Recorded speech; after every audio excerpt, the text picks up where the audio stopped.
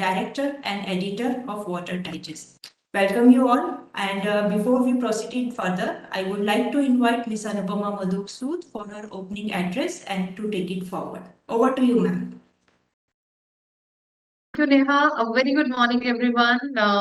First of all, thank you to all our key panelists who have accepted the request to be part of this dialogue, which is a very important topic, which Neha has just shared, that groundwater governance in India, role of government and industry challenges, and the way forward. So before I reach out to our respective panelists and take their inputs and opinion as far as the topic is concerned. I would like to share quickly that this dialogue is one in the series. So Water Digest had been doing, we've been working in the water sector from past 16 years, and we were highlighting on various important aspects of water through our various programs, the conclaves, the webinars, and of course during the COVID time, this virtual medium has given us a strength to reach out to the maximum people through this virtual platform. So last year we did some interesting series for rainwater harvesting, as there was an initiative by Honorable Prime Minister wherein the Catch the Rain campaign was launched, and it was taken up by various states, individuals, and a lot of citizens also joined this entire campaign. So there was a series on rainwater harvesting which was done last year. Then we again to give some impetus to the Amrit 2, which talks about grey water management. We've done a series on grey water management, and then this year we thought let's do a series on groundwater management, and we are glad that Kritsnam Technologies, who are also working towards developing some technologies and products which can enhance and help engaging the overall groundwater scenario. They joined hands for this particular series, and here we are.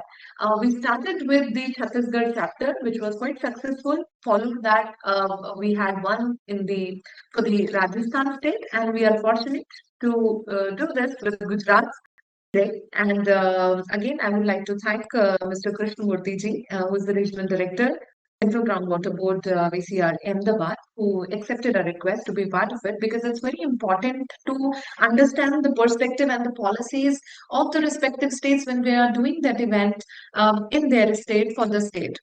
Also, I would like to quickly highlight that we've also launched a campaign almost 5 years ago in Gujarat by the name of Gujarat Jal Jagriti. And we could meet and interact with some wonderful participants who could also share the perspective as far as Gujarat as a state is concerned. There were wonderful initiatives taken up, and we all are aware of Sujlan Suflam Yojana, which again talks about water conservation. And it's an example in itself to talk about the conservation, do the efforts which are needed for water conservation. Now, this is just the background. Now, having said this requirement of groundwater management, we all been talking about water security. We've been hearing on various forums about water security. So we all know that there are a couple of challenges in the water sector. Most of our participants, they are from either from the industry side or the consultants. Who had been into the water sector, and it's very important to understand that what are the key factors, the challenges which are the threats for water security. So we talk about urbanization, we talk about industrialization, we also talk about declining per capita water availability. We are already in a water scarce situation, so we are already in a water stress situation, and we shouldn't be we shouldn't be making such mistakes which we've been doing in the past. And it's always good to understand the initiative and policies which are supporting the ongoing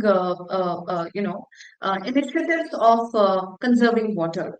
So on this line today we are talking about groundwater. Of course, surface water is equally important, but then also we have our limited river basins which are either closed or in the process of getting closed. We thought we'll shift our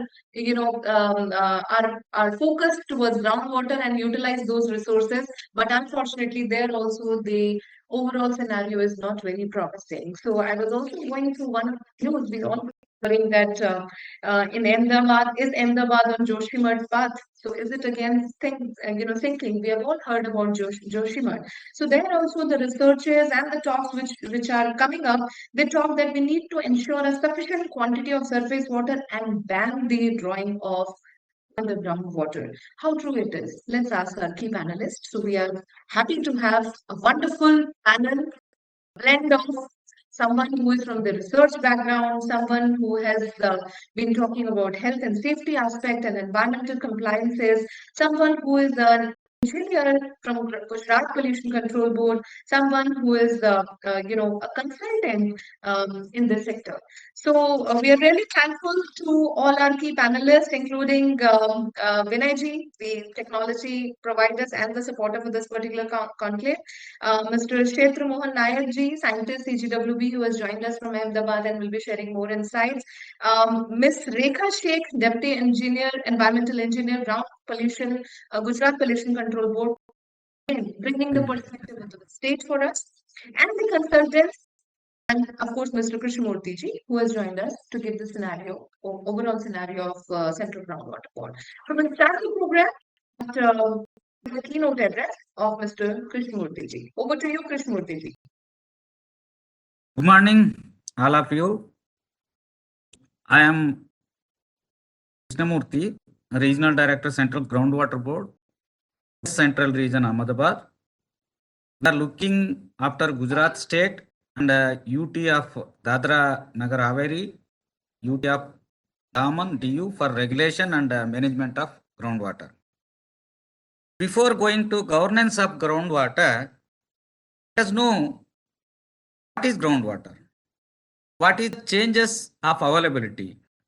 If we look into hydrological cycle, groundwater occurs below ground surface in the spaces of soil, sand, and massive formations with fractures. The geological formation which is saturated and permeable enough to yield groundwater economically under the gravity can be termed as aquifer. If we see the water balance of the world, 70% of the world is water. If we take it as a 100%, 97% is saline, 3% is fresh. Out of 3%, 2% covered by snow, glaciers, rivers, lakes, etc. Groundwater occurs below ground is only 1%, based on which whole human management plan is carried out. Now we can assume how precious is the groundwater and how important is the regulation and management of groundwater. Hence, the governance of groundwater is important for survival of humanity. Central government had constituted Central Groundwater Authority wide notification number 38E dated 14 January 1997 to exercise the power under the section of Environmental Protection Act 1986 for the purpose of regulation, control of groundwater and development. The authority has been regulating groundwater development, management, the way of issuing no objection certificates for the groundwater extraction to industries, infrastructure projects, mining projects, and framed guidelines in this connection from time to time. At present, 17 states and 3 union territories were regulating groundwater authority, and 11 states and 5 union territories, they have their own regulation. As per CGWA guidelines, any person operating tube well or any means of extra groundwater shall obtain permission from the authority and shall operate the same subjected to law in force, even if such unit is existing unit or the unit is yet to be established. So, therefore, in the pursuance of directions of Honorable Green Tribunal, National Green Tribunal, and powers confirmed by the subsection of 3, the Department of Water Resources, River Development, Ganga Regeneration hereby notify the guidelines to regulate and control the groundwater extraction in the country dated very recently 24/9/2020. So all the new existing industries seeking expansion, infrastructure projects and mining projects obstructing groundwater, unless specifically exempted, will be required to seek no objection certificate from Central Groundwater Authority. So there was a kind of following, there was some categories shall be exempted from these no objection certificates, like individual domestic consumers, rural drinking water supply schemes, armed forces established by Central Armed Police Forces established by both rural and urban areas, agriculture activities, micro and small enterprises drawing groundwater less than 10 cubic meter per day. State and union territories government shall responsible for registering the drilling of the rigs operating within their jurisdiction and for maintaining the database wells drilled by them. Appropriate link shall be provided by CGWA portal for making the data available to the CGWA. So in Gujarat, we have received the applications, totally 9,693 applications we have received NOC, in which 3,016 applications were approved for NOC issued. 1,868 applications got exempted under micro small category projects, that is the less than 100 KLD per day. 479 applications were in process in pursuance of NOC as on date. And for your kind reference, 4,324 applications were rejected. Total in 9,693 applications, 4,224 applications we have rejected for non-compliance, non-submission of mandatory documents and obstruction charges. So total 9,693 applications we have processed as on date. In that 3,016 applications were approved. Exempted category 1868, rejected 4324. So recently we have received that renewal applications also. As on date, we have received 440 renewal applications. In that 174 we have approved, 57 applications are exempted, and 89 is in process. And 107 renewal applications also we have rejected.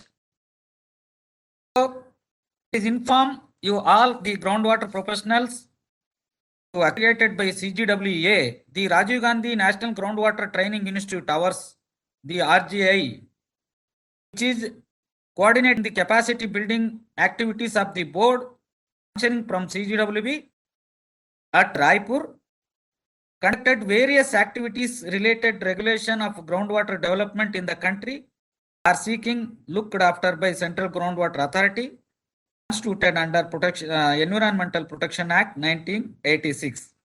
If anybody interested, please contact more details for this. So this is all for Gujarat scenario of Groundwater Authority. Thank you one and all for kind attention.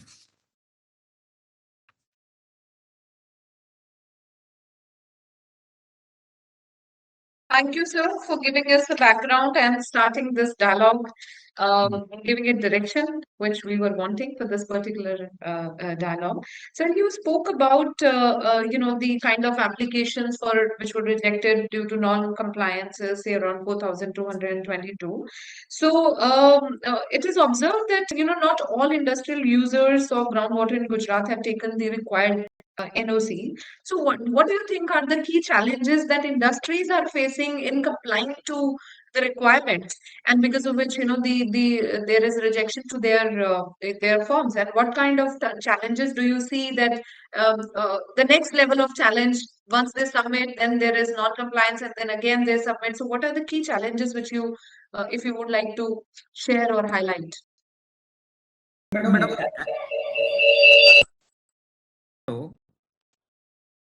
So, sir. So most of the applications we have rejected because of non-compliance, non-submission of mandatory documents, and that obstruction charges they have not properly paid.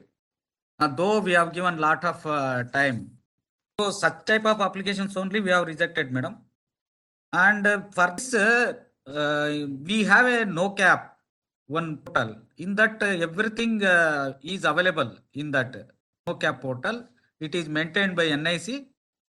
So if any doubts are there, anytime our technical team will help for them for applying NOC, for getting NOC, for renewal NOC, whatever the problem industries they are facing. Ready to help out those industries. So great. So all those industry representatives who have joined us for this program or who will eventually see us online, because this program will be live on is live on Facebook and will stay there. So in case you miss out on any part of or any portion of this program, you can always see it at a later stage. Thank you, sir. Now I move on to Mr. Kshetra Mohan Nayak, scientist, CGWB, WCR Ahmedabad. And sir, would you like to highlight something through, or shall I ask my question directly to you? Would you like to share some note or a presentation or something from your side? Sir?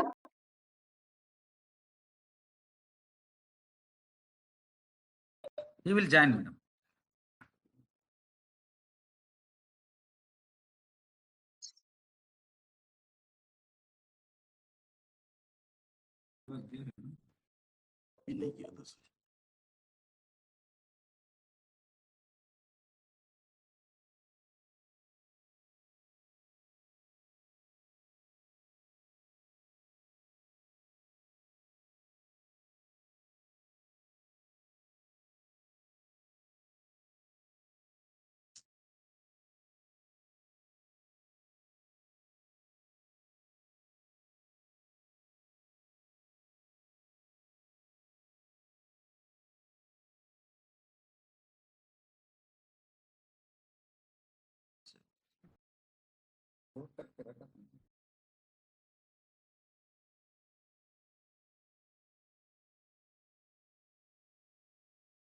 Not desktop kan आपका इधर PC में लग जाए.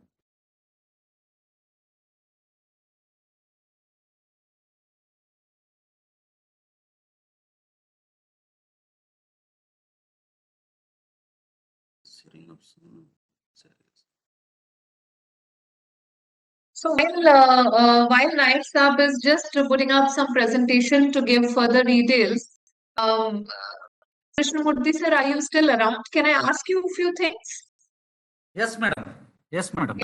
So, sir, first of all, like I said, you already mentioned that, there are approximately 9,000 plus industries which have applied for this, and almost 4,000 plus forms were rejected. So I'm sure the potential here, the number should be somewhere, there should be more than 2 lakh such kind of applications which are required, should be applying for it.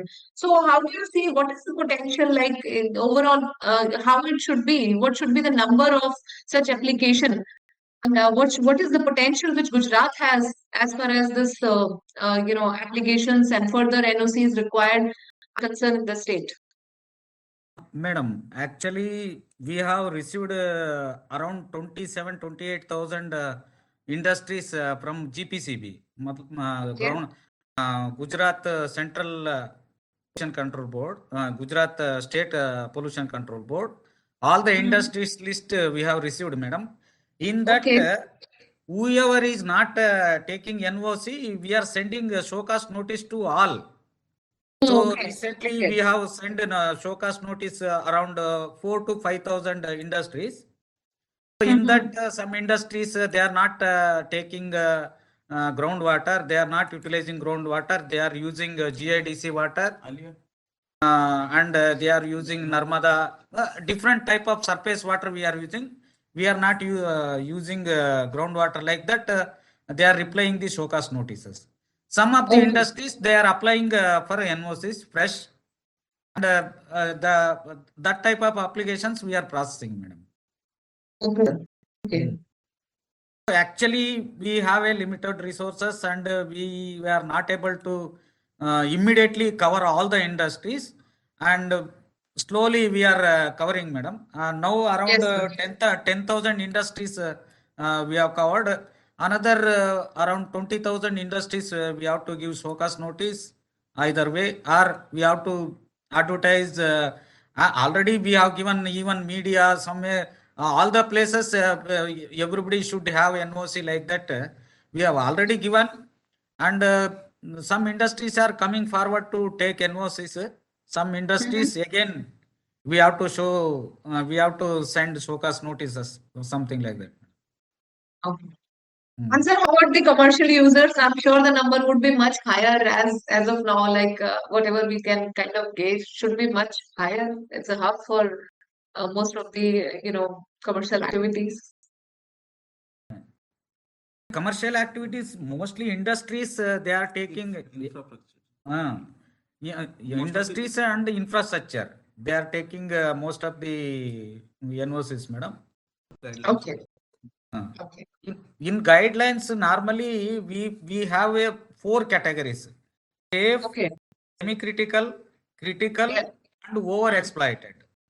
Over-exploited, we have stopped giving the NOCs. Even you don't use groundwater, you have to utilize surface water, or because already over-exploited, then again they are extracting, means that entire groundwater system will spoil.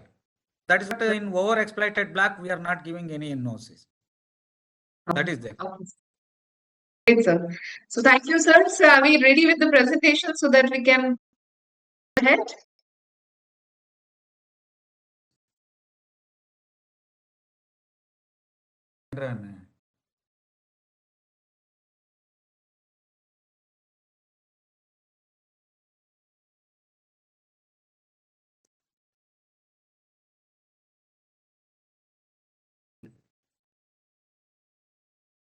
So shall we move on to the next panelist by the time the presentation is ready and is uploaded?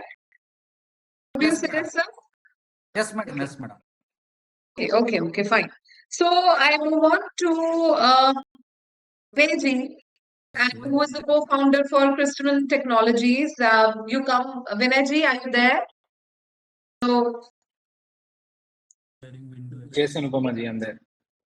yeah. So as you come from the research background, you've done your research and you've developed something through IIT Kanpur and are now working on building up advanced technologies to help water users become more water, thoughtful about water and become the water custodians. The challenges in the groundwater are numerous and are well known to you already. So how do you see that the technology which you have worked on can help users and policymakers both in better management of groundwater resources? Do you think if we can achieve a data-driven groundwater management in our country? Thank you, Anupama ji. I guess the screen is being shared by Krishnamurthy sir's team. I'm not able to share my screen. Okay, I request sir. Yeah, so now, okay, energy. Go ahead. Is my screen visible? Anupama ji, is my screen visible? Yeah, great. So thank you, Anupama ji, for putting out this wonderful event series of events on the groundwater management, especially for so in as everybody might rightly know that 2022 has been declared by the year of groundwater by the United Nations. So countries across the world are just realizing the importance of how how critical is the groundwater resource for the whole overall ecological balance of the world. So from a background, from a research background from one of the premier institutes of the country, IIT Kanpur. So this is a generation of a TikTok, e-commerce, social media age. So when it's not easy for any advanced research to happen in such kind of prominent pressing issues in the world, like so water management, environment, like this. So but yeah, it takes so something more than just a will to conduct and so stick to this sector, which is just growing, which does not have a real commercial value as such. So but and the persistence on that we have to do is contribute something back to the society. We have to contribute back to the future generations. We have to give it back is what drives us more, even though there are a lot of other fancy sectors out there in doing it. So just a brief about the Kritsnam. So so we have evolved from IIT Kanpur Research and Innovation Center, and have been doing research in the field of electronics, hydraulics, hydrology, hydrogeology, and analytics. Okay, so specifically, especially when we wanted to do, or when we started our research in the water space, and so more deeply into the groundwater space, we found that it's a very multidisciplinary subject. It is not that somebody with a civil engineering background can come and solve this. Somebody with an instrumentation, electronics, or software background can solve it. So we found that so it requires a deep expertise in all these fields, which I mentioned. In fact, and even more than this is required to solve a problem in this. And for the good work we have been doing, we have been supported by the Government of India through Technology Development Board to supporting the Atal Bhujal Yojana, and also the major recognitions of the Jal Jeevan Mission Innovation Challenge and Amrut 2.0 Grand Challenge. So we have been recognized by the Government of India for all the good work which we are doing here. So if the very common question people ask, so we come across is, so why we should why we should be concerned about water. So we have been our business, we are in the business of textile, we are in the business of let's say hospital, we are in the business of hotel. Water is not my responsibility. Okay, so but if you see this way, so the groundwater depletion is a rising risk for the Indian businesses. Okay, it is not just a so utility tool. It is actually being considered as the risk, and 83% of the industries reported major risk of inadequate availability of water, and 62% of Indian businesses depend on groundwater source. And if we look at the top 10 risks of 2023, so reported by the Eurasia Group, water takes a stand there.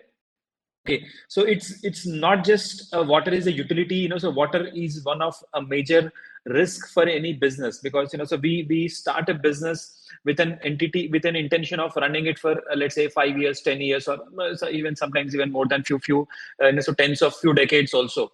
If we do not have a tap of how is the risk associated with the water is increasing on a day-to-day basis, we might end up so in a much bigger loss as a business altogether. So it is not just a social cost, but it is actually a clear business risk which the industries are getting into there. So looking at how we businesses have been using water, or so looking at the water as a resource, we need a complete paradigm shift on the way the businesses look at the water. Okay, so which from merely a resource to for the domestic or even the commercial need, businesses across the world are started seeing the water as one of the core raw material. So water is being identified as the so one of the elements in the risk. Water has a financial implication when it comes to so the whole balance sheet is getting disturbed because of so this one critical element of the water. Okay, so when usually when industries so having worked with more than 500 plus industrial and infrastructure users across the country, what we see is whenever we say that so we need to save water, or we need to start looking at the water in a different way, they the kind of thoughts or the kind of ideas so which they come up is very complex. They feel it feels like so we need a complete it requires a lot of investment, it requires a lot of change in our processes to do it. But if I see in this way, like so if there is any person who wants to reduce the weight, what is the first step in reducing the weight loss? For the first step which we need to take in reducing the weight loss, okay, is of course to reduce the weight we need a gym, we need a diet plan, we need a nutritionist, and a lot of things are required. But more important is we need to have a weighing machine, and we need to see where do we stand currently. Okay, so until we all know that so where do we stand currently, we don't have, or so whatever methods, whatever the measures we take in the so increasing our efficiency, either in terms of the weight or in terms of the water or in terms of any other resource, we need to first position ourselves where exactly do we stand currently. What is my position as on today? So once I have my position clear, that is where we can have some small targets on a day-to-day basis, on a weekly basis, on a monthly basis. How do we organically improve this? Like if it is also very clearly known that if we start monitoring your so consumption on a day-to-day basis, it is clearly stated that organically we can start improving on the efficiency of the water resource usage one by one. Okay, so in India, especially for the business users, so we there is a transformation happening across the country, especially in the small and medium enterprises. So the big enterprises, the Fortune 500 enterprises, already have the processes established for their water management in there. But specifically for the so small and medium enterprises, the transformation is being happening from a water user to a water custodian. Okay, so which means that a water custodian is somebody who has an insight about the water. He is more of a water conscious. Okay, so this requires a small tools, small techniques, and small methodologies. So just change in the view, how they look at the water is actually going to be is helpful in making this somebody from a water user to a water custodian. So what are the simple steps so which we need to do to make a water user to a water custodian?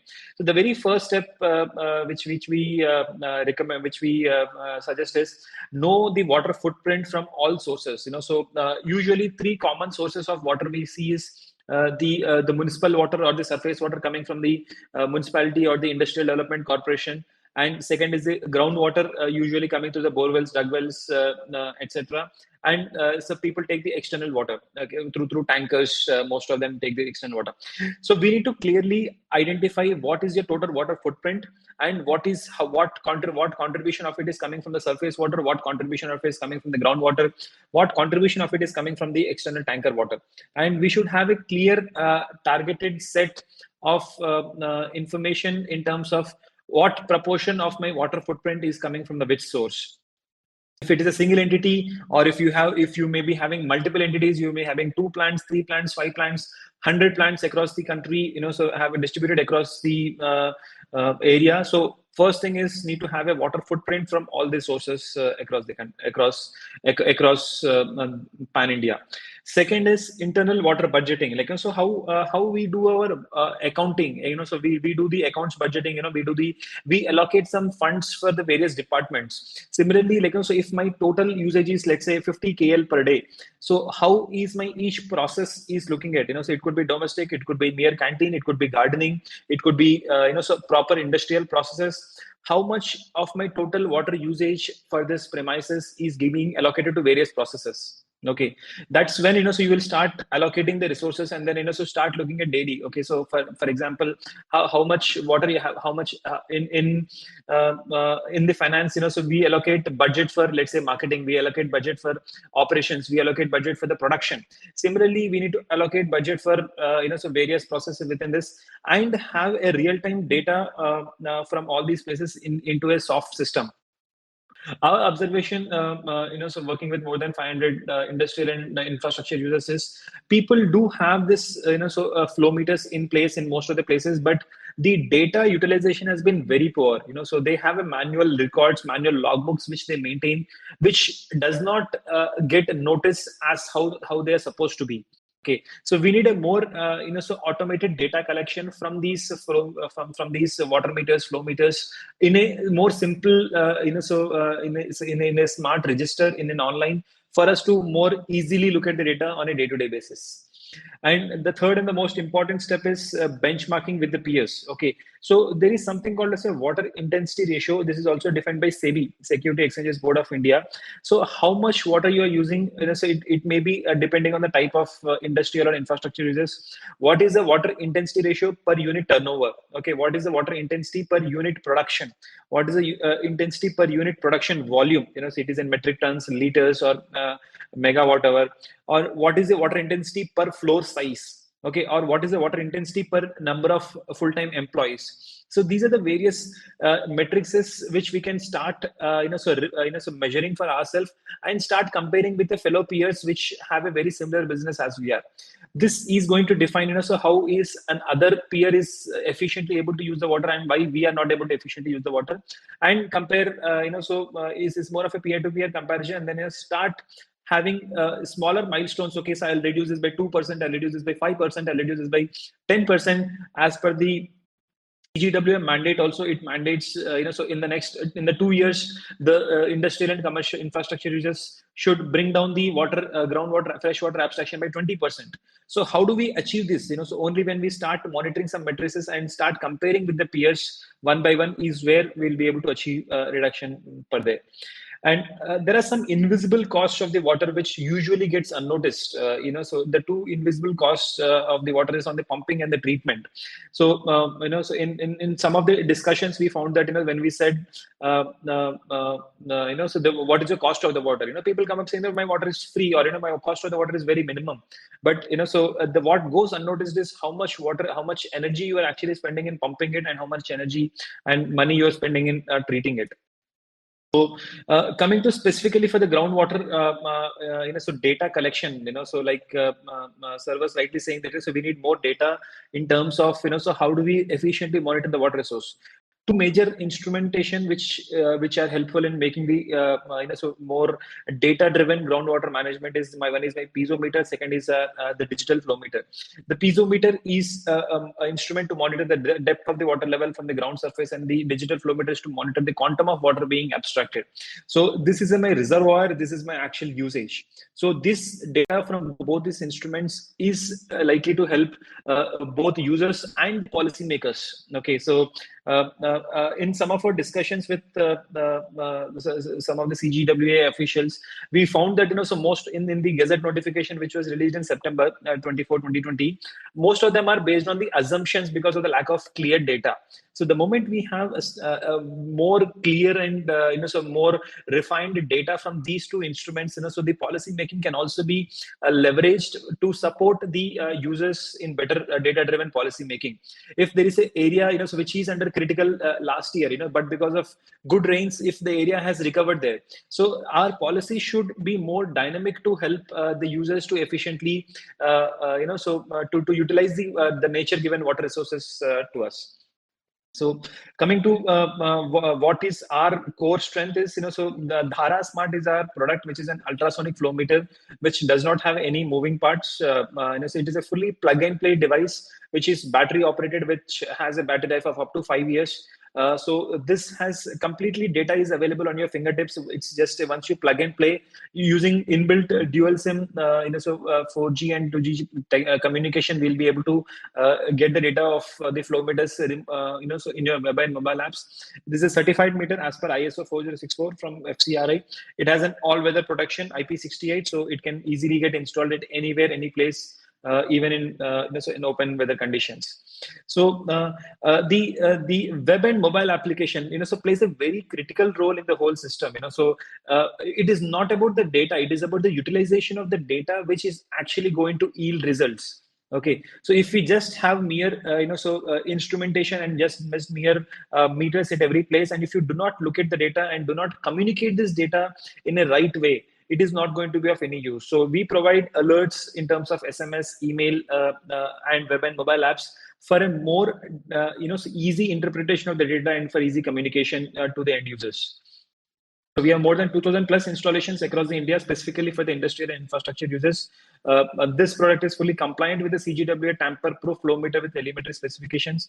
And some of the premium customers who we are catering to are Oberoi Hotels, Ultratech Cement, TCS, Hindustan Unilever Limited, Amara Batteries, Castrol, Adani Airports is one of our customers. So these are some of the installations. How this is, as we can see, this is a simple and easy to install plug and play device. Just install it, and then it starts sending the data directly online.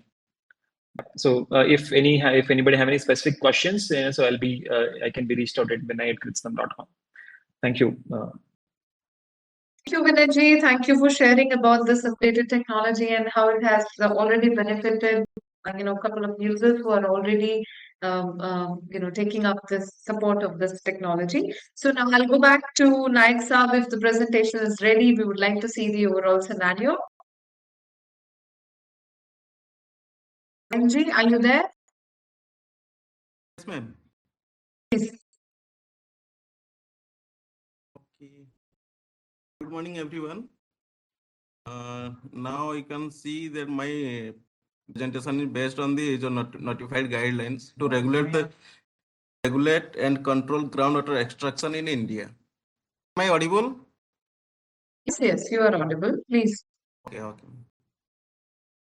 So let us, जैसे कि पहले ही हमारे director साहब ने बोल दिया, ये जो गाइडलाइंस है, whatever the guideline, it is notified by the Central Groundwater Authority working under the Ministry of the Jal Shakti, Department of Water Resource, River Development and the Ganga Rejuvenation, published the notification in the Gazette of India Extraordinary on the 24th September 2020. So in pursuance of the directions of the Honorable National Green Tribunal and the powers conferred by the subsection 3 of section 3 read with section 5 of the Environment Protection Act 1986, and it notifies the guideline to regulate and control the groundwater extraction in the country with immediate effect from 2020. So now, whoever the groundwater user except the exempted category as per section 1 of the notified guidelines, as already discussed by our regional director, drawing or proposing to draw groundwater are required to obtain NOC as per the guidelines.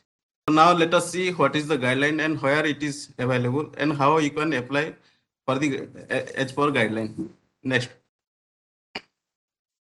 All NOC applications are invited from the groundwater users, and it is received through our online portal of the CGWA. Our website is cgwa-noc.gov.in. And for application, you have to pay processing fee of 10,000 for applying as a new industry or as a new existing industry for the new NOC.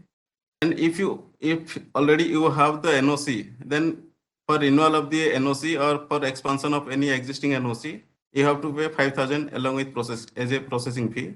And nowadays, it is mandatory for everyone, the groundwater user, that you have to pay 1 year abstraction charges in advance. Next. So, whatever the groundwater charges, it is as per guideline we are apply. It is based on the stage of groundwater development, as it is already published by the CGWB, that groundwater resource assessment 2020. Now we are calculating the resource as per resource, which is available also online. The stage of groundwater is mainly the ratio of the annual groundwater draft and the net groundwater availability, and it is expressed in percentage. And based on that percentage,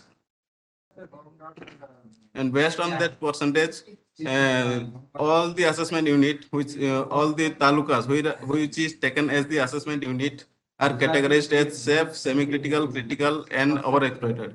Few of the unit are saline, where groundwater is saline. They have also categorized here. Up to 70%, it is categorized as safe. And in Gujarat now, 182 unit or 182 taluka are categorized as safe. And if the groundwater stage development is 70 to 90%, it is categorized as semi-critical. And number of units available in Gujarat is 24. And stage of groundwater development is if 90 to 100%, then the assessment unit is categorized as critical, and number of unit available in Gujarat is 4. If the groundwater development is more than 100%, then the assessment unit is categorized as overexploited. And now in Gujarat, as per 2020 report, 25 units are in overexploited category. And all over saline talukas are there. There are 13 talukas which is categorized as saline. Next. Mainly all applications are received through our portal is categorized in 3 categories, mainly in industry project, second one is in infrastructure project, and third one is for the mining project. Next. What are the documents? Mainly few people are asking that what are the documents required for the industry project or mining project or infra project. We'll discuss here one by one. So first let us see what are the documents required for NOC whoever are applying for the new NOC, first document is industry must have any CT or CCA from the State Pollution Control Board, or it must have cleared their MOEF clearance, or they must have the state level environment impact assessment authority or any other state regulatory agency. It is most for all to know their date of commencement, or they are already clear for the if they have already cleared their for the establishment of their industry. It is most it is required from everyone, and all the industry, those who are want to apply, we have categorized them as per their requirement of the groundwater. It is categorized into three categories, whether it is required less than 10 or it 10 to 100 KLD. KLD means kiloliter per day. What is their per day requirement? It is based on that we have categorized them into three categories. And third one is more than 100 KLD. You can see here also that based on three category, we are taking we are verifying their document, and after verifying their document, we are processing the NOC. And second document is that they have to it is mandatory for all that they are not getting any water supply from the state government or from local water supply. They have to give a affidavit. If they are getting any water supply from any agency, they have to give a certificate what amount of water they are getting from that local water supply agency.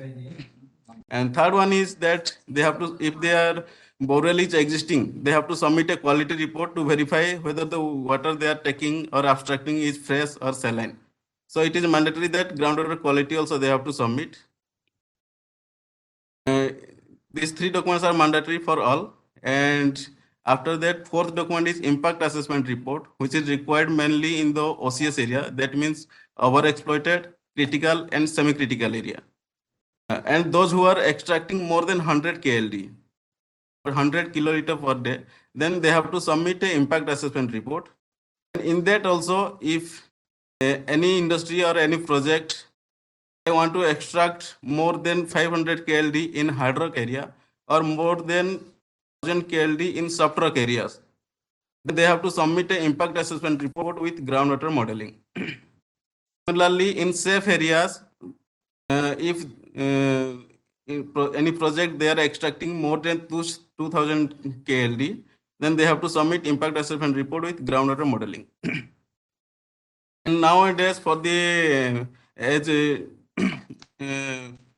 advertised by the Ministry of Environment and Forest, that if any wetland area available in their periphery or in the district, wherever the as notified by the Ministry of Environment and Forest, they have to submit an affidavit that their project is falling away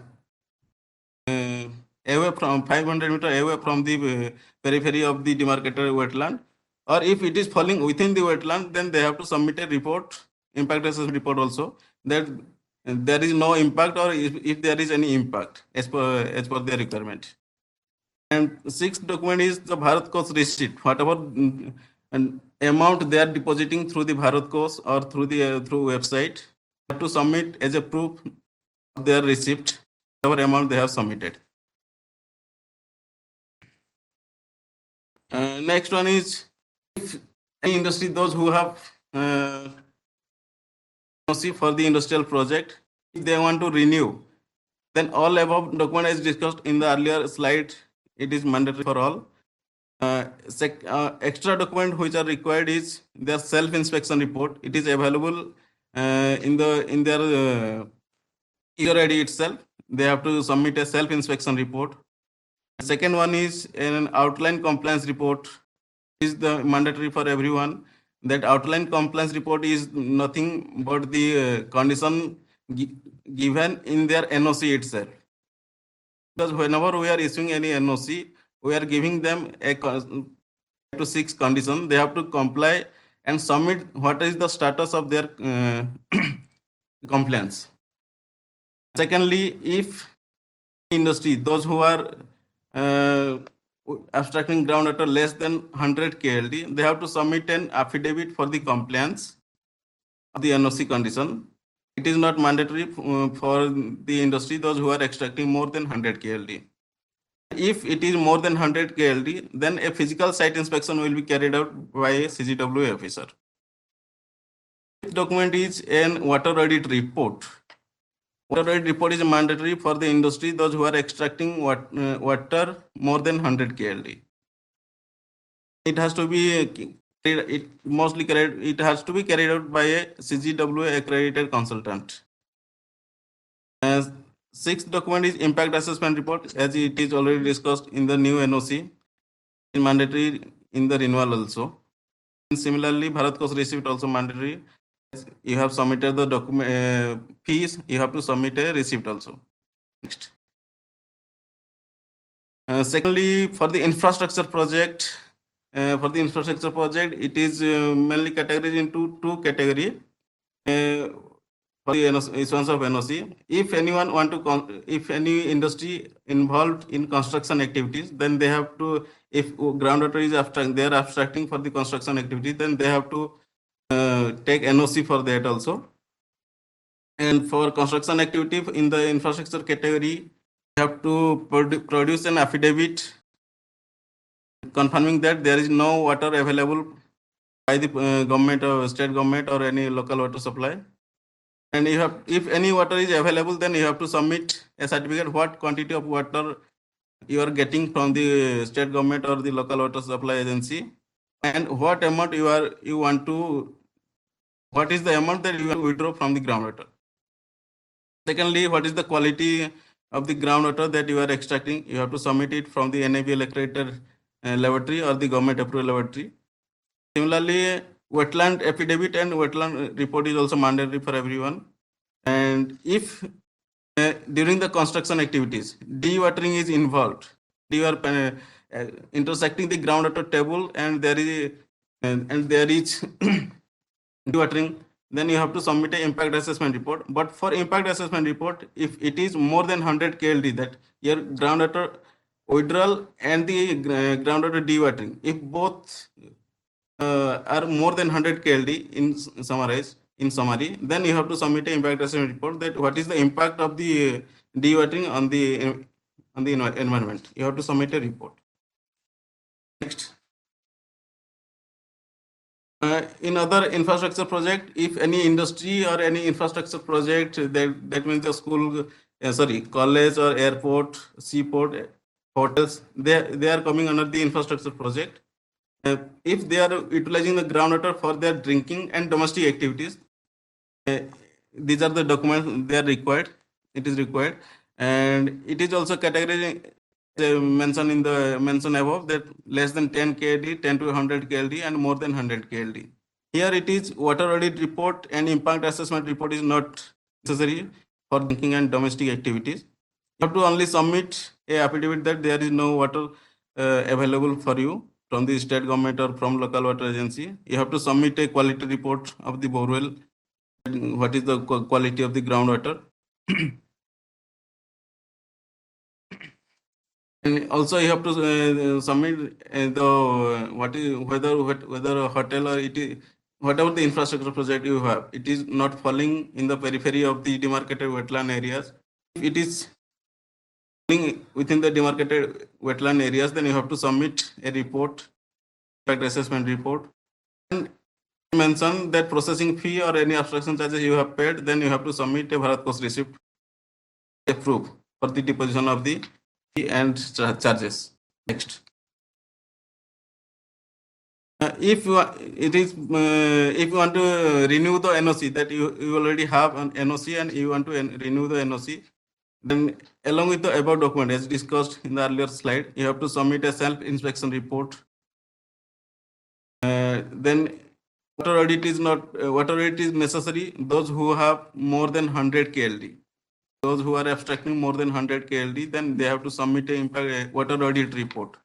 Drinking and domestic, for drinking and domestic, water audit report is not necessary. And outline compliance report you have to submit as per the NOC condition.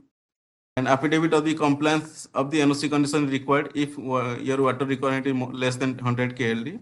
And if it is more than 100 KLD, then physical site inspection will be carried out by any CGW officer. Next. So now let us see what are the documents required for the mining project. The mining project, they have to submit approved mine plan. It is approved by the IBM or by the state government, then you have to submit the approved mine plan. And if your water requirement is less than 100, then comprehensive hydrogeological report is not required. And if it is more than 100 KLD, then you have to submit a hydrogeological report. And third one is a affidavit that if it is less than 100, then you have to submit an affidavit whether there is any dewatering or not in the mining activities. Or any seepage, any groundwater seepage or any dewatering is there or not, you have to give an affidavit for the mining. And groundwater quality report you have to submit if you are abstracting any groundwater, or if there is any seepage or dewatering, then also the groundwater quality report of the groundwater seepage also you have to give. And wetland affidavit or wetland report is mandatory for all. Also, you have to submit the Bharat Coast receipt, whatever fees or abstraction charges you have submitted, you have to submit a receipt of that amount. Next. Similarly, for the renewal of the NOC for the mining project, self-inspection is compulsory for everyone. It is available on their registered user ID. And outline compliance report as per NOC condition is mandatory for everyone. And if it is less than 100, then you have to submit an affidavit of the compliance of the NOC condition. If it is more than 100 KLD, then physical site inspection will be carried out by a CGW officer.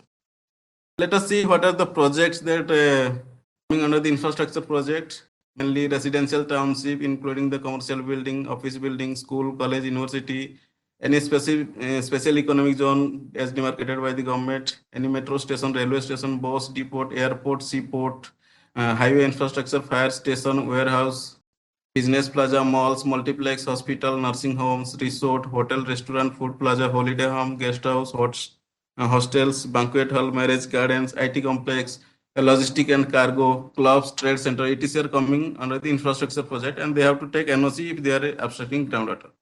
Next. Whatever the NOC you are issuing, it has a validity period. In OCS, in critical, semi-critical, and safe area, infrastructure project NOC is valid for 5 years. For industry, it is valid for 3 years, and for mines, it is valid for 2 years. If any project falling in overexploited category area, then their NOC is valid only for 2 years. And every 2 years, they have to renew their NOC. Everybody think that whatever we are industry, then we are bound or we are mandatory for NOC issuance.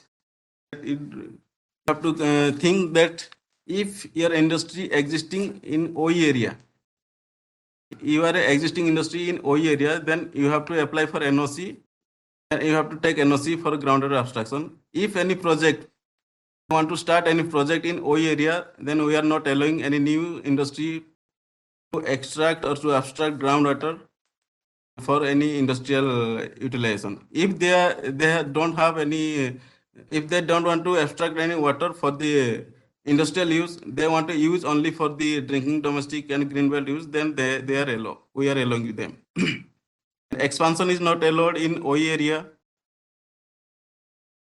Expansion of groundwater abstraction, or no NOC can be granted to new packaged water industry in overexploited area. And for mining, if any mining project it is approved by the government, then they can, because they are for the national interest, they can be started in any area.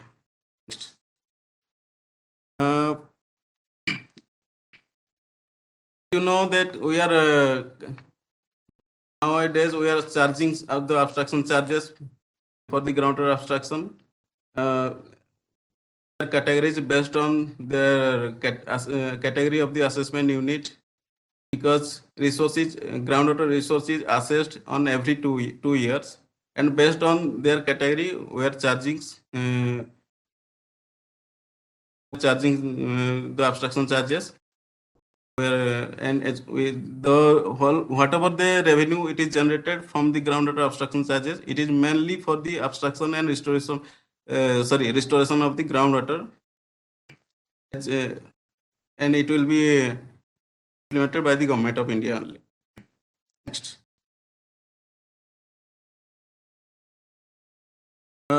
Everyone, it must be, you must, must know that certain power is there with authority.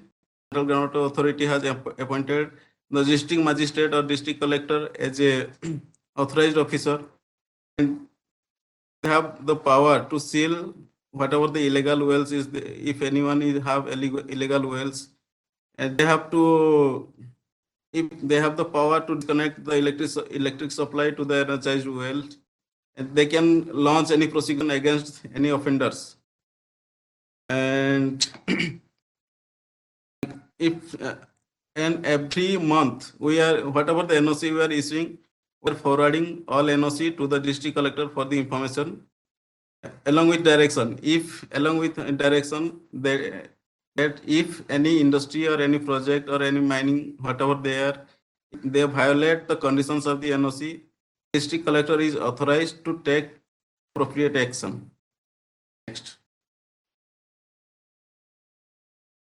And district collector is also authorized to monitor the compliance of the NOC conditions. And they, along with district collector, technical officers of the CGWA also authorized to take any action against any offender. Next.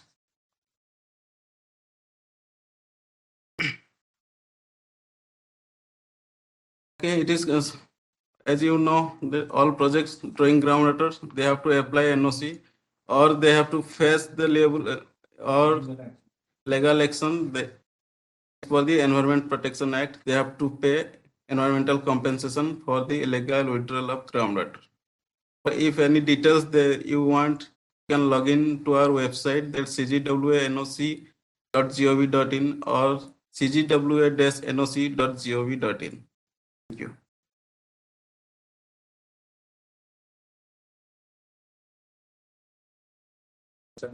If any questions. Thank you, Nayak sir. In fact, I'm sure the presentation would have given clarity to a lot of our participants. Yes, there are questions which have come in the chat box, and we are going to take it up. Post we have heard from all our panelists, and we'll open from the question answer session. However, there are a few queries which are in the chat box, and a couple of them have already been answered through the presentation. Now we move ahead to Ms. Rekha Sheikh, who is Deputy Environment Engineer, Gujarat Pollution Control Board, Vadodara. Hello, Rekha ji. Hi, Anupama ji. And so first of all, thank you for being part of this program. And as you represent Gujarat Pollution Control Board, and you've been hearing a lot of the applications which are, coming from various industries. Also, at the same time, I'm sure you're aware of the illegal extractions of water, which is happening most of the times. So, what are the impacts you see of illegal extraction of groundwater, and apart from creating the scarcity in the availability of the current drinking water, does it also increase the overall contamination, the, of course, lack of overall quality, degradation of the overall quality? So please share also some of the policies, initiatives, interventions which can support and are being run by Gujarat Pollution Control Board or Gujarat government, which will give support to the groundwater regulation overall. Over to you, Rekha ji. Yeah, thank you, Anupama ji. Thank you for inviting me. Actually, as we all know, development and conservation are two sides of the same coin. So they have to go hand in hand. So development is inevitable. And wherever there is development, water supply is one of the major things that industries need. And it is not always available, and hence the industries depend on groundwater usage. So as far as GPCB is concerned, we give the industries in writing that they have to take NOC from CGWA, and in the renewal applications as well as the CCA fresh applications, it's conditional that unless they have the NOC from CGWA for groundwater extraction, they are not given the CCA. So that is one way in which GPCB tries to make all the industries compliant, except especially the large scale industries which are water intensive. and the industries which are using huge amounts of water, even if they are in orange category or red category, we always try to make it a point that they have to take the NOC of CGWA before we grant them the consent of the board. So that is one way in which we ensure. But as you know, this was not always the norm, because the NOC from CGWA has just CGWA actually has just started giving the NOC, and even in the first 1 or 2 years, I think there were a lot of hiccups in that. Due to which the industries used to apply, but because of the backlog, they were not getting the NOC from CGWA. So in those times when it was not the norm to take NOC from CGWA, yeah, there has been overexploitation of water, groundwater sources. The industries have withdrawn a lot of water from the groundwater sources without knowing whether it's an area which is in critical, semi-critical or overexploited zone. So if you take the case of Padra area, which is in Baroda district, the estuaries nearby in the Padra area, the Mahi estuary, the estuary of river Mahi is nearby. And there has also been some cases of mismanagement of waste. And due to all of this, there has been a rise in the contamination of the bore wells and in the TDS values. So there are a few borewells in Padra area which have been declared as contaminated. For the same, ERM has done a study, a base study, in which the said industries have been given directions by the Pollution Control Board, and based on which they have taken the consultancy services of ERM, and ERM has conducted a study in the area for those particular industries, and they have given them a pump and treat system in which they withdraw the borewell water, they abstract the borewell water, they treat it, and then they reuse it in the industrial premises. So that's the way we are trying to contain the contamination of groundwater which has taken place into the premises of the industry only. And along with that, we have also engaged the GPCB has engaged the consultancy services of NEEDY, because this pump and treat system has been going on for a couple of years. So now we have this year engaged the consultancy services of NEEDY Nagpur, and we had the first visit yesterday actually of NEEDY Nagpur. So they will be looking into the system, and they'll be going into it in detail to see whether the pump and treat system is actually working, whether something extra needs to be done for the containment of the contamination, or whether there is any other suggestion that they can give us for remediating that particular area or that particular industry where the groundwater has been contaminated. Now, it's a good thing that the contamination right now is in the lower stages, like it has not gone in very deep. So I think that is one good thing that they observed yesterday. And another good thing that they observed is the borewells which have been contaminated is within the premises of the industry itself. So there's no other borewell which has been contaminated which are outside the industrial premises. So that was probably it is at the first stage or first level. So we are doing our best by instructions, directions given to the industries, and taking the help of outside agencies in order to contain it. So that's the way forward right now. Thank you, Rekha ji. Also, just out of curiosity, what is your take on the coordinated, if there can be, between CGWA and GPCB in terms of, if we know that, what is the quantity of overall abstraction, and what is the overall effluent data? I mean, the effluent data which is released, like the available data for the effluent. If both the things can be compared well, do you think it will have a better and a coordinated approach? Yeah, definitely. But actually, Padra area is already in an overexploited zone, because there are several industries that are around, say, 60 large and medium scale units which are water intensive. And this zone has already been exploited much before these norms came up that you have to take the NOC of CGWA. So, as far as the industrial effluent is concerned, there's a effluent channel project, which is a 55-kilometer long project, which starts from Dhanora in Baroda Taluka and goes up till the estuary of River Mahi, and through which the industries discharge the effluent. So it's not as if the effluent is being discharged on the ground, but yeah, due to some mismanagement, due to lack of knowledge, lack of awareness, if there has been any mismanagement of waste, due to which during monsoons the leachate might percolate underground, due to which the bore wells might have got contaminated. So as far as the water consumption and the discharge is concerned, whatever these people are abstracting from the bore wells for the containment, yeah, they are using much more than that. So they are not only abstracting from the abstraction wells, but they are also using the borewell water, the fresh borewell water for their usage.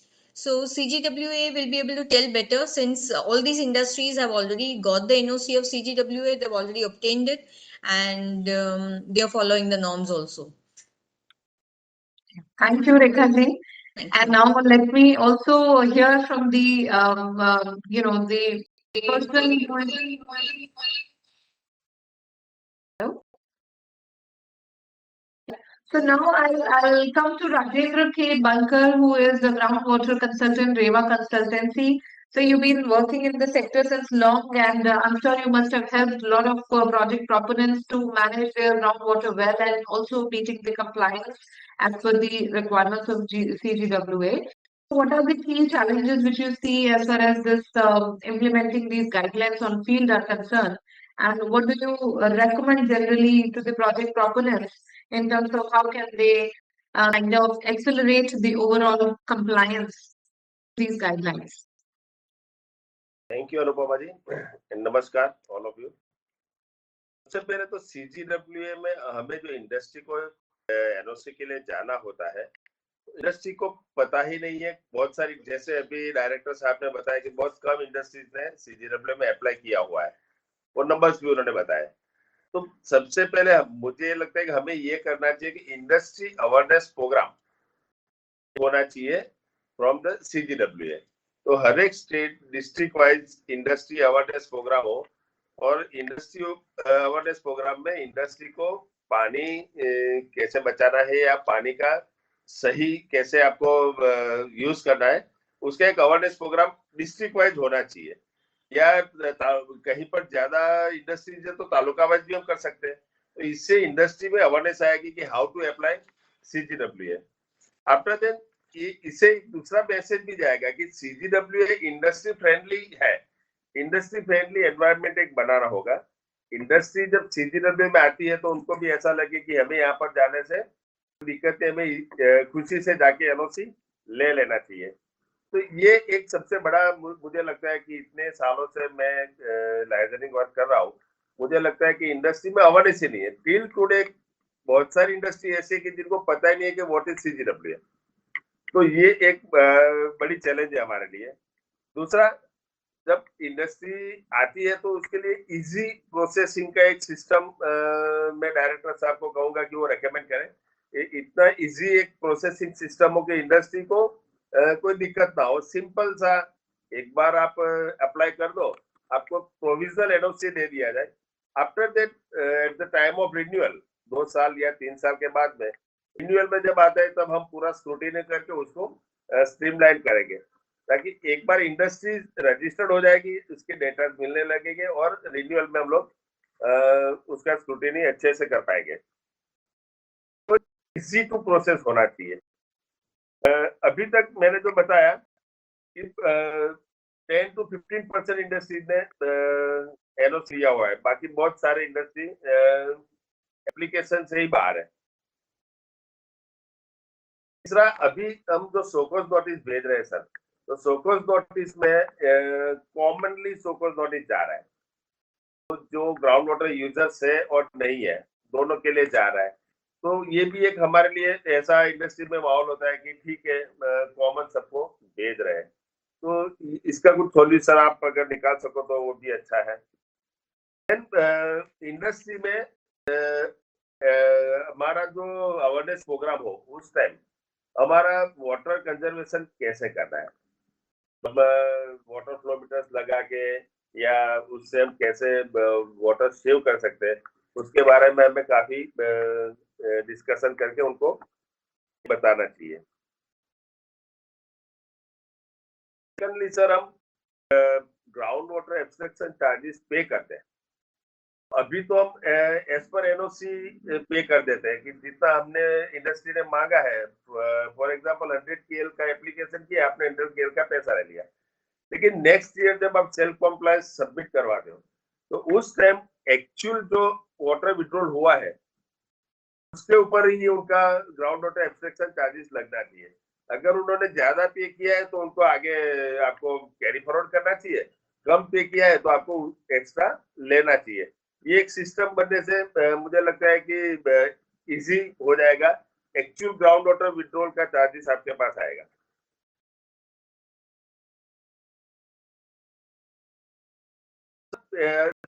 बड़ी एक चीज madam Sheikh ने बताया कि जो area में contaminated water है वहां पर रेमेडिएशन वर्क के लिए इंडस्ट्रीज बोरवेल बनाती है, तो वो हम लोग वो इंडस्ट्री हमारे पास जब आती है सीजीडब्ल्यूए में परमिशन के लिए, तो आप एज ए इंडस्ट्री उसको ट्रीट करते हो सर। उसमें कोई एक ऐसी फैसिलिटी को उसको अलग से कुछ ट्रीट किया जाए, उसको एक्स्ट्रा फैसिलिटीज देनी चाहिए, क्योंकि ग्राउंड वाटर रेमेडिएशन वर्क जो है वो नेशन इंटरेस्ट में जा रहा है।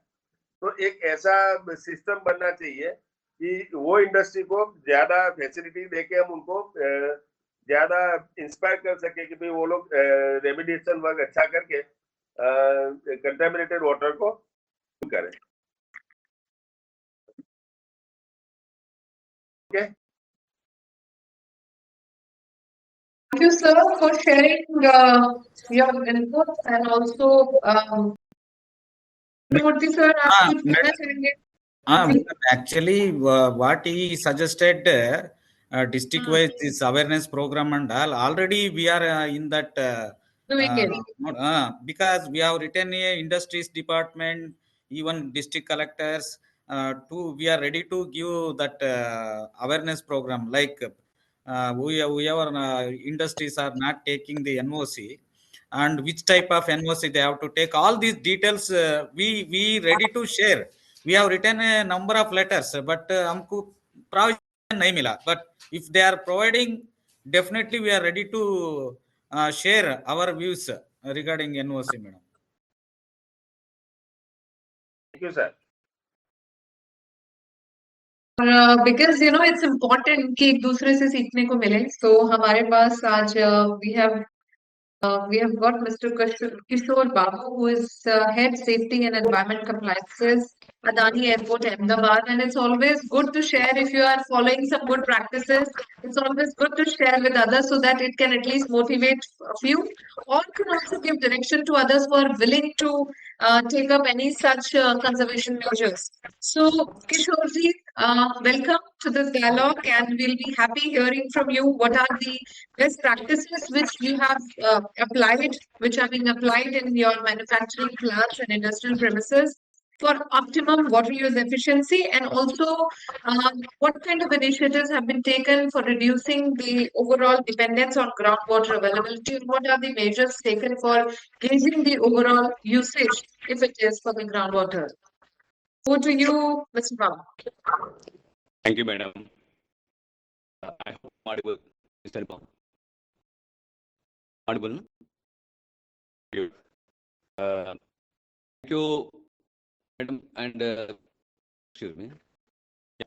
Thank you, everybody, for giving me this opportunity. I'm Kishore Babu. I'm heading the Safety and Environment Complex at Adani Airports. So I'm at Ahmedabad So Airport. you may switch on your video. You may switch on your video. Kishorji, you may switch on your video. Now it's fine. No. Okay, thank you. Thank you. As we are, thank you for the opportunity given by the your organization. And yes, we all know groundwater is a critical source of water. So it is being, India is the largest user of the groundwater all over the world.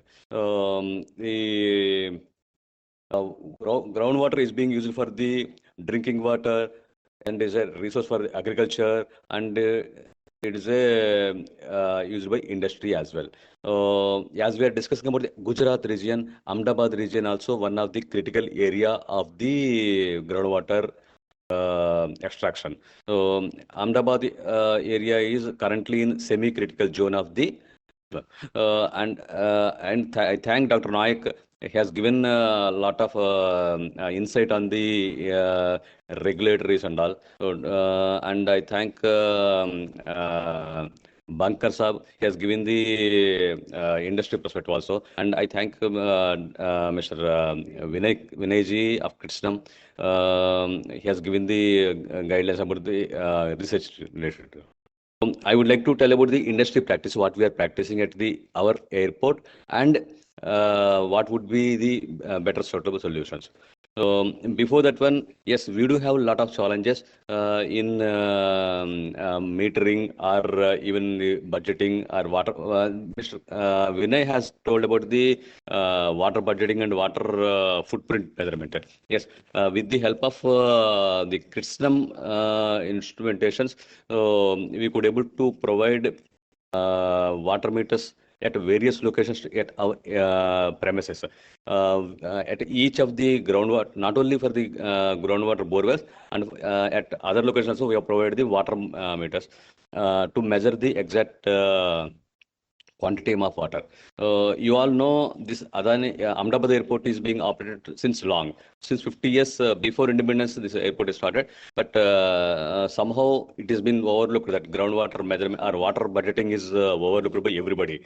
So the last 2 years after we take over, what we did is first of all we took the help of Kritsnam, and they have installed the water meters at various locations. Now we are able to exactly measure the groundwater consumption and the consumption at various major consumption points. So at the airport, you know, we have got many stakeholders such as food and beverages, hotels, and commercial establishments. So we have provided the water meters to everybody, and thereby we are able to measure exactly what is the consumption. So that was done last year. During this year, what we did is we are trying to optimize it. So first of all, we could able to measure the water consumption. Then we are going for the optimization. So we could able to find the loopholes where and all we are by the provision of the water meters, online water meters, which are telemetry measurements, which gives the data online. So every day I get the data, this much water is being extracted from this borewell, or this much water is being extracted by this concession agreement. So based on that one, we are doing the per area calculations for the water consumption, and then we are regulating where and all the loopholes is there. So we are optimizing there. So that is one of the measures we have taken for the optimization of the water. Then after watching this last 1 year data, we could able to know that we are extracting so many kiloliters of water per day. So next step is to reduce it. So for the reduction of the groundwater or other surface water, what we did is we have provided the rainwater harvesting structures and rainwater harvesting groundwater recharge pits. So we last 1 year we drilled around 41 number of rainwater recharge pits. Actually, this is not being mandated by the CGWS. CGWS says those who are extracting the water more than 100 kiloliters per day, those who have to do this rainwater recharge and all. But we have taken voluntarily, and we have provided 41 number of recharge pits in the premises. Thereby we are recharging the groundwater, 1 point. And another thing what we did is the rainwater harvesting ponds we have provided. So to reuse the water during the other season. So that one also we did. And next year we have taken a project, the sewage treatment plant. We do have a sewage treatment of 100 kiloliter per day. So that entire treated wastewater will be reused for flushing. So you know the airport has got many washing areas and washroom areas. So those in the flushing we would be using this water most likely by next end of the 2024, we will be having that dual plumbing system. So thereby our water consumption also will be reduced. These are the proactive measures we are taking, and yes, we support from the government is required in terms of the processing of the applications. Or one of my requirement actually, this airport is being expanded now. So current capacity of 10 million passengers being increased to 40 million passengers. Like we are extracting 4 times the area being increased. So we need to extract the groundwater more. So I need the support of Dr. Naik Sabar and his team for allowing us to extract more water. Yes, we will be doing all the formalities, so whatever the studies required, we'll be doing, and we'll be doing the additional measures also. So many industries, yes, this require this type of extraction, and I recommend everybody to install the water flow meters and piezometers for not only for monitoring and measuring, to optimize the resource. If we first we know the water quantity, then we can go for the optimization. The piezometers indicate the level, groundwater level. What is the current level, and how we can monitor the groundwater. From industry side, yes, there are benefits of the groundwater metering. It optimizes the groundwater usage, and thereby the charges also. Yeah, the invisible thing is we are extracting water means we are investing so much of energy in it. We are running the motors, so and we are paying the per kiloliter per day of water to the government authorities. So that much commercially also, industry also will be benefited by monitoring and measuring the water requirement. And it's a groundwater is obviously a national resource. So India is already extracting more groundwater. So what I want to shortly tell you is, tell everybody is, while everybody has to provide the water flow meters, not only for the groundwater borewells, for the entire surface water also, to the major consumptive units also, to measure, to monitor, and to optimize the water requirement.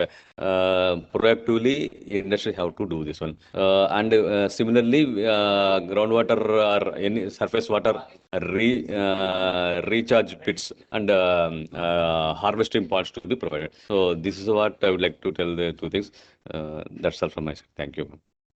Thank you, Mr. Babu. Thank you. Thank you for sharing your case study. And now we'll open for the question answer sessions. There are already a lot of questions which have come in the chat box. And anybody who is willing to ask, you can raise your hand. I can also see few hand raised. Maybe we would like to unmute you. I'll announce your name. You can unmute you. We can unmute you, and you can ask your query directly. And on and off, I'll also take the questions which have come already in the chat box. So first of all, I'll request Mr. Prakash Gupte.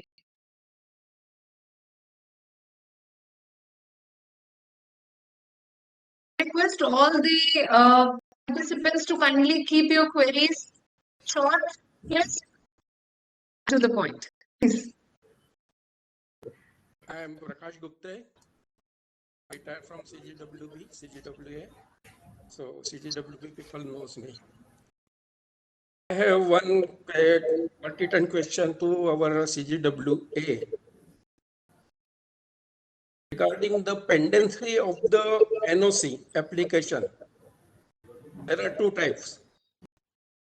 Those who are in process, I can understand. There are some applications which are clear documents. They have paid charges, and their NOC letters are not issued since last 6 months, more than 1 year. Why it is so? I want to know.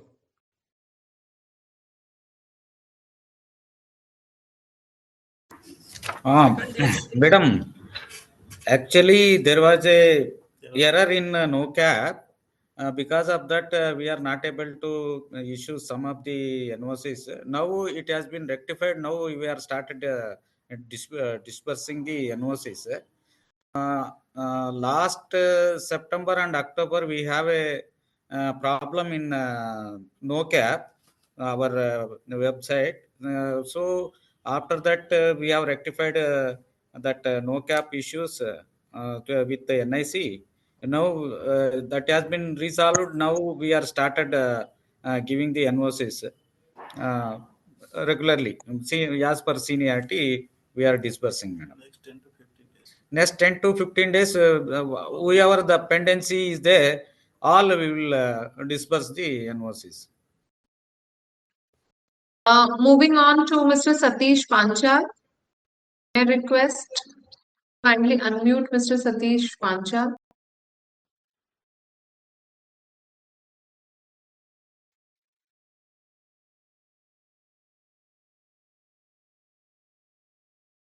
I request to kindly unmute Mr. Satish Panchal.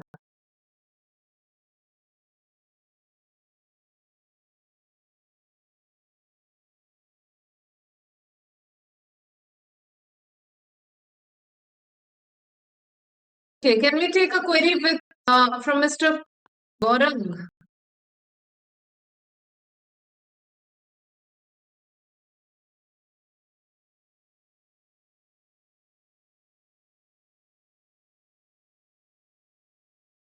Please, go ahead.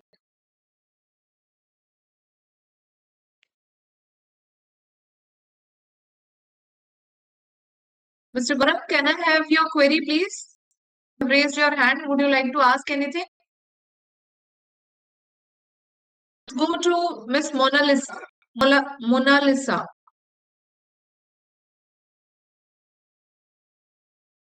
I request my team to kindly unmute Miss Mona Lisa. Please. Yeah, madam and everybody, good afternoon. I have a query, madam. Like since last 2 to 3 days, I've been trying to register for a new, new registration. I have uploaded some files, and those files have been accepted. Now 2 more files need to be uploaded. Okay. So while uploading those files, a page is coming which where it has been written like the page was not displayed because the entity is too large. So every time I'm trying, madam, same thing has been showing. And second, we have done the payment also. I have the payment receipt where it is payment confirmation is success. Payment is success. So there is not a failure kind of message. So it is success. So that also it has not been able to upload. What to do when this kind of problem comes, madam, while registration? I request Nayat Saab or maybe Krishnamurthy sir to kindly reply.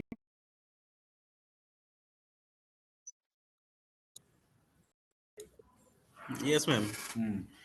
That is a NoCap error system. If it is not successful, then you have to log in again and you have to upload your file. She's saying that she's done multiple times and she's not able to do. So what is the solution here? It can be solved only by the NIC.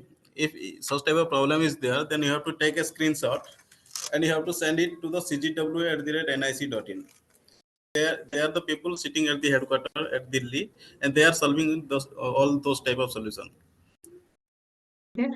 Now there is a question from Mr. John. Says our plant's groundwater requirement has increased after receiving the initial NOC letter. What should we do now? Do I need to apply again or pay some fee? Expansion. For expansion, they have to apply offline at the regional office. After verifying their requirement, only they can get expansion. For what Is it purpose? For what purpose they want to expand their groundwater abstraction? Whether it is applicable or not. If it is in OE area, then it is not applicable for everyone. There is certain condition, terms and condition. If it is in drinking and domestic, then we are allowing for expansion. If other than drinking and domestic, then we are not allowing in our exploited area. If it is in safe or semi-critical, then we are allowing. After examining the documents, we are allowing their expansion. Mr. Gaurav, whom we were trying to unmute, has written that whether NOC is required for less than KL of requirement they have. It is required if if the industry is Coming in under medium small and- category. If they are in micro and small category, they can take their self exemption. Okay. There is another query by Nitin. Can I get the NOC to abstract groundwater if I don't fall under any exempted category? And if so, what is the process? They have to apply for NOC through online portal. Vinay ji, one question addressed to you. Can the flow meter be used for wastewater and sewage collection and treatment systems? It's by Mr. Vasim. Jagdish Vasim. Yeah, so there are different types of flow meters for different types of applications. So if it is a wastewater inlet, so you need a different type of meters. For any outlet treated water, so the Dhara flow meter is easily can be used. So there is another one query by Ms. Risha. What is the groundwater impact assessment study? And my industrial plant is based in a semi-critical area, extracting groundwater just below 100 meter cube per day. Should we still get the study done at our unit? No, for less than 100 KLD, impact assessment report is not required. Vinay ji, would you like to add to it about the groundwater impact assessment study or something? Would you like to say something on this? No, I mean, I guess Naik sir was more correct person for this. If it is less than 100 KLD, there is no need of submission of impact assessment report. If it is more than 100 KLD, they have to submit impact assessment report, and it is we are not a authority to revive the application regional level. It is going for headquarter level. That is expert level committee. Expert level committee. That is what more than 100 KLD they have to submit the resource assessment report, impact assessment report. Okay. Can we unmute Mr. Bharat? Bharat or Bharat? No, Bharat Bhujal Tech Private Limited, who is the concerned person, representative. Can we just unmute? Yeah. Please ask your query. Introduce yourself and then ask your query, please. Ma'am, I'm Nitin Dwivedi from Bharat Bhujal Tech Private Limited. I'm the groundwater consultant, and I am working all over the India. मैं एक बात कहना चाह रहा हूँ कि मैंने 4-5 regional office में मैंने काम किया all over the India, but जो फास्टेस्ट एप्लीकेशन जो हो रही है हमारे अहमदाबाद रीजन से ही निकल रही है.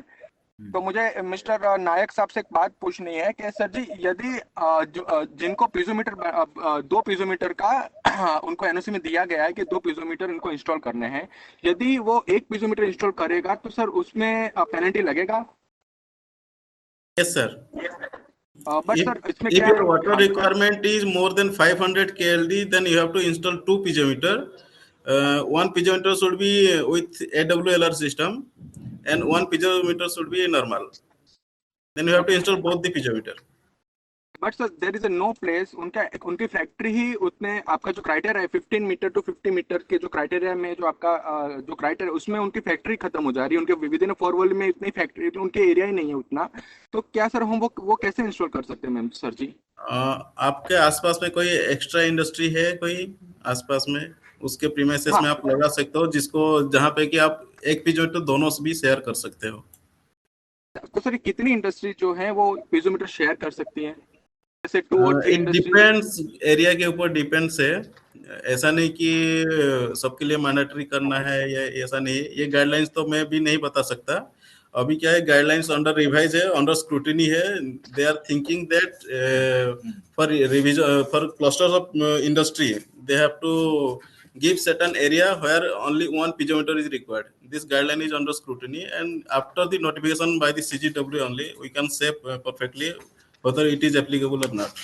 Sir, this type of problems already we have received a lot of industries because they are have a limited industrial place, but they are extracting more groundwater. For putting piezometer, they don't have any places. And this discussion in headquarter level already we have discussed, and it is some in scrutiny.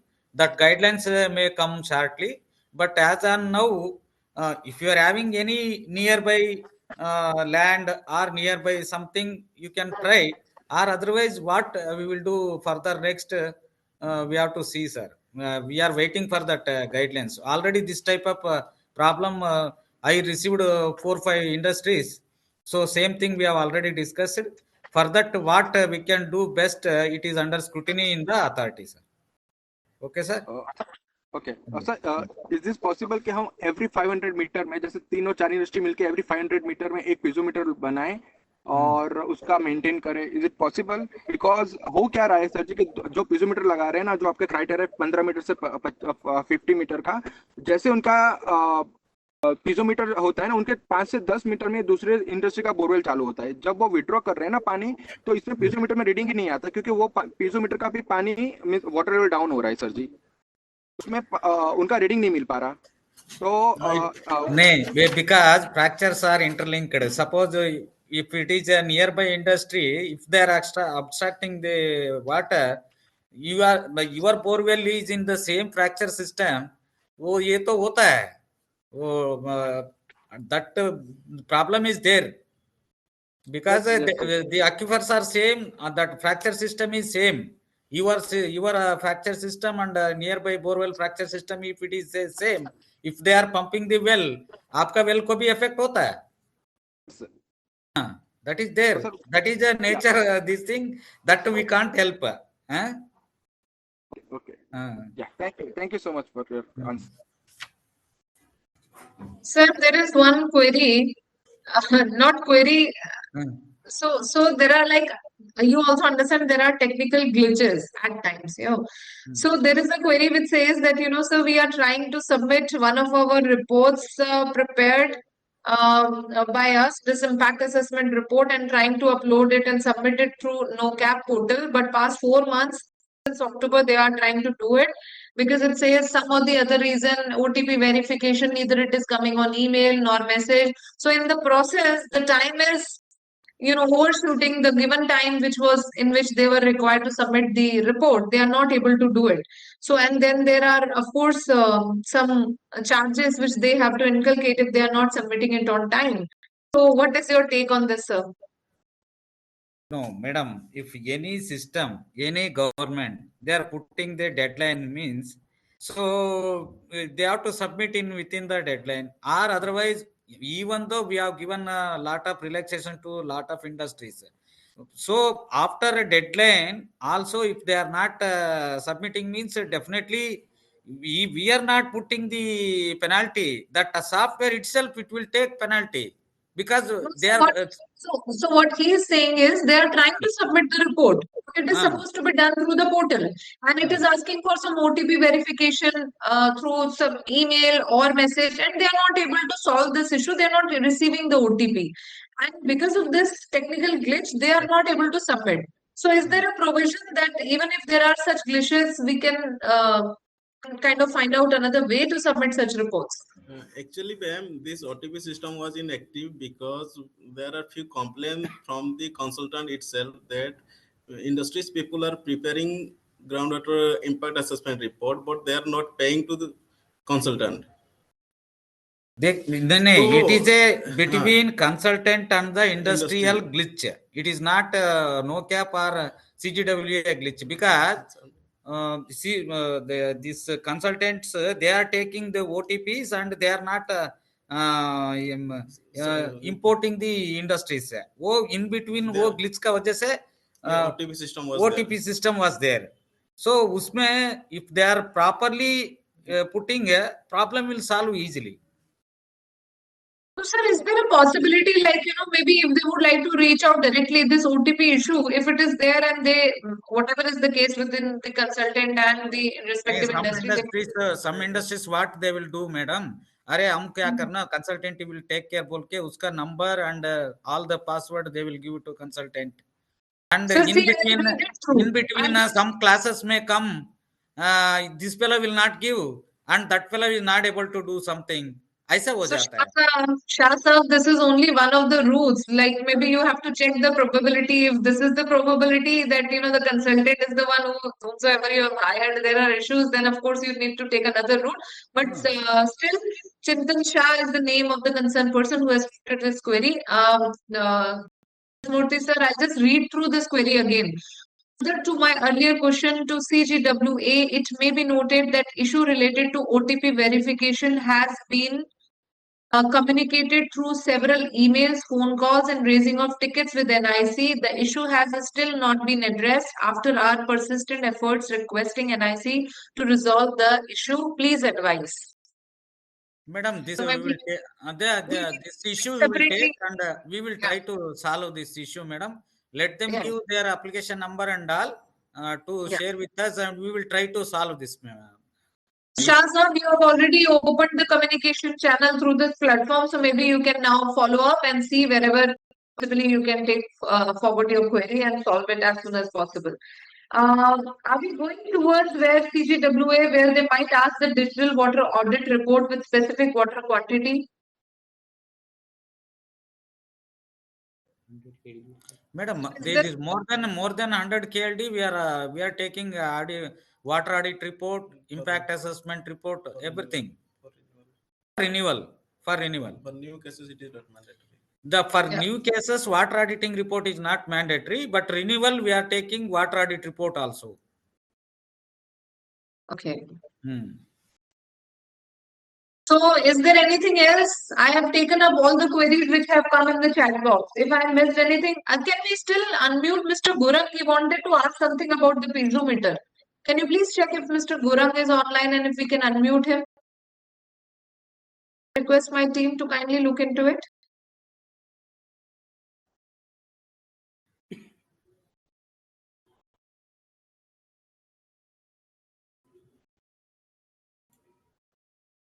Doesn't seem to be here. He was writing to me that I want to ask something about piezometer. Anyways, so if there is any further query on any of the aspects related to groundwater regulation, related to the technologies needed for supporting your ongoing activities for making you more water efficient in your usage, please ask your query. This is again Mona Lisa here, madam. So I need the email ID where I can send my query. You said I have to contact Delhi office, so I need the mail ID, sir. Whose mail ID you are wanting?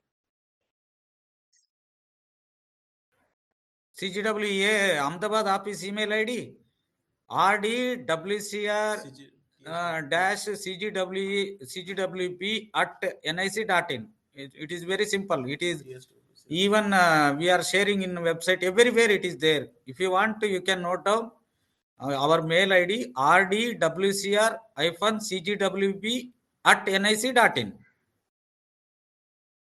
For all those who have joined late or who have missed part of the discussions, you can always go back to the Facebook page of Water Digest and you can find this entire dialogue series there right from the start. So you can listen to it, and still if you have any query, you write to us.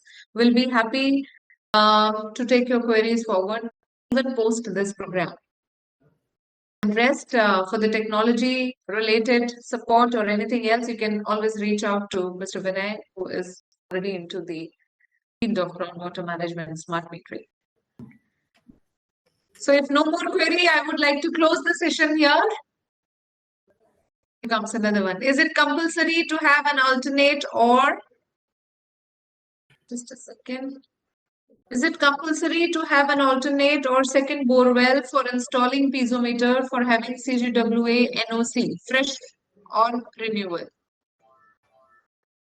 Yes, Madam, once again you read out. I could not understand this. No problem, sir. Is it compulsory to have an alternate or second bore well for installing piezometer for having Central Groundwater Authority's NOC, fresh or renewal? No, if they want to drill one more borewell, definitely they have to take NOC from us.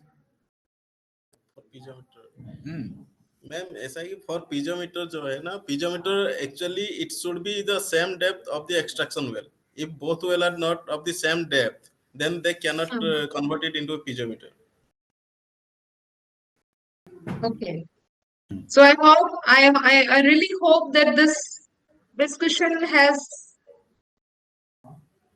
the high-rise building related queries. What is the query you need to write, Mr. Kedarnath?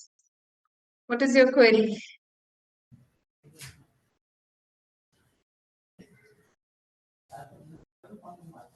I think they are wanting to know about high-rise building, but what it could be. Okay, lena padega, huh? So basically, you have heard the overall, the regulations, the guidelines in place, the requirements, the process of taking the NOC, overall number, how many industries have already applied, and how many more need to reply. So if you have not heard it, please convey it to your fellow, friends also who are into the same domain. They should also apply for NOC if they have not done it already. Okay. So anything else related to technology, like I said, you can ask Mr. Vinay. Anything related to the guidelines, you can ask our regional director and scientist from CGWB. So we'll be happy to answer all your query, even post this session. If you want to write to us, please write to us at info@thewaterdigest.com, or you can reach out to us through the Facebook page as well.